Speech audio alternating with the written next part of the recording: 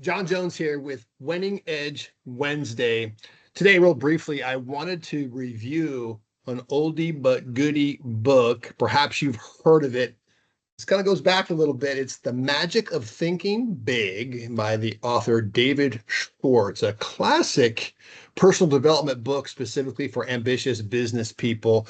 Here's a quote from the book, The Magic of Thinking Big. He says, "Believe big. The size of your success is determined by the size of your belief. Think little goals and expect little achievements." Human beings rarely exceed their expectations. And let's face it, sometimes we just impose these ceilings, these limitations on ourselves. It's something that human beings do and struggle with. Reminds me of a preacher who told this story.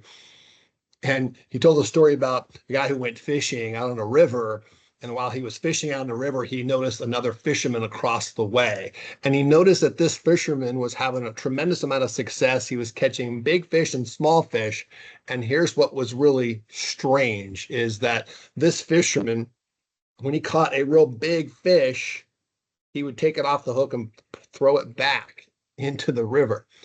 Okay, but then when he caught a smaller fish, he kept those and put them on the string, and he kind of observed from afar for a little bit, and he kept doing this, which of course makes no sense. Usually the fishermen do the opposite. So eventually he mustered up the courage. He confronts this man. He says, "I just got to know, why is it that you're throwing back the big fish and keeping the small ones? Shouldn't it be the opposite?" And the man didn't hesitate. He says, "Well, of course, I have to keep the small ones because I only have a frying pan at home that's like 9 inches wide." So in this particular example, it's just that sometimes our limitations and our capacity of our mind is just too darn small. And sometimes we got to look at this big, massive, abundant world and come to it with some bigger thinking. Right? If you think about it, we're in this amazing, massive world of opportunity.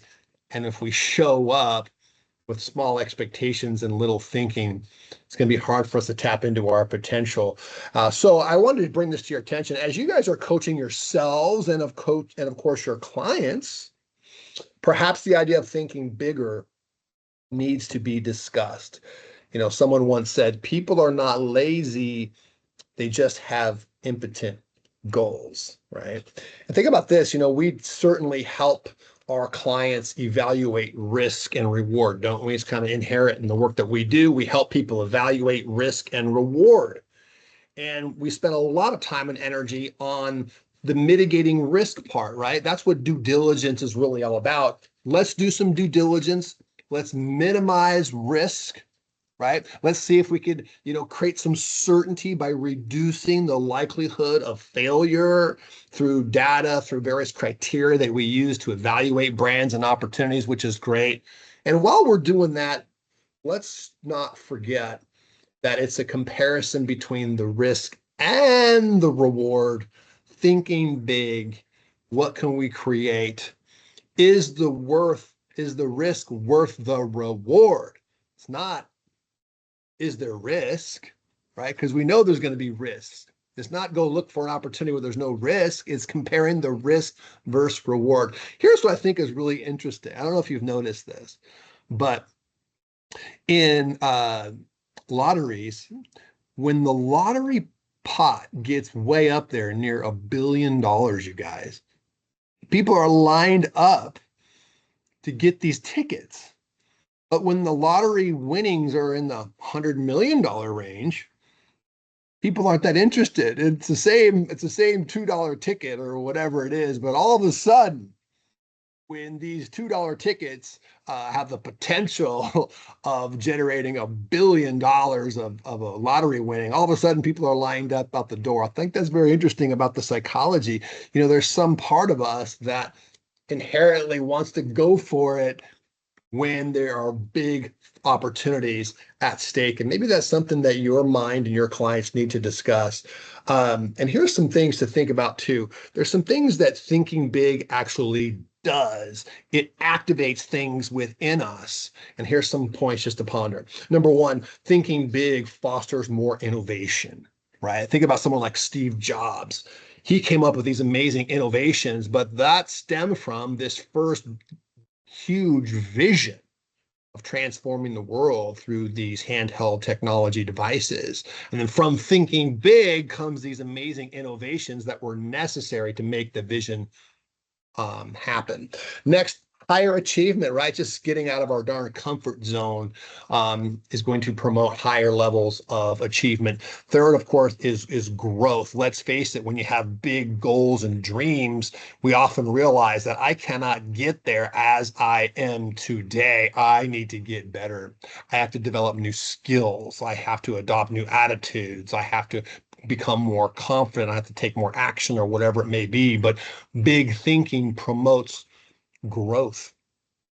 And of course, positive attitudes, typically people who have big goals and big ambitions and dreams don't have so much time for excuses and negativity. And then also an abundant mindset. When you are thinking big, you start to just vibrate at a more abundant world, and you start to attract abundance. And let's face it, the more scarce of a mindset that people have, the less action that they take, and the less impact that they have on the people in their lives and the people around them. And then, finally, when you have big aspirations, you oftentimes realize that, you know what? I can't get there by myself. I need coaching. I need collaboration. I need new relationships and strategic partnerships to get to this goal, because this goal is too big for me just to do it in my little silo by myself. So those are all things that, it's not about just being ambitious and trying to light the world on fire. It's that when you give your brain a compelling, massive vision, you activate parts of yourself that you normally would not. I just wanted to conclude. I'll share with you this conversation. We had a similar conversation like this with Tony Robbins when I worked for the company late at night, and he was talking about the same kind of idea, thinking big. And I asked the question, I said, well, what about the fact that goals are supposed to be, realistic and measurable, time bound, those types of things? Isn't that important?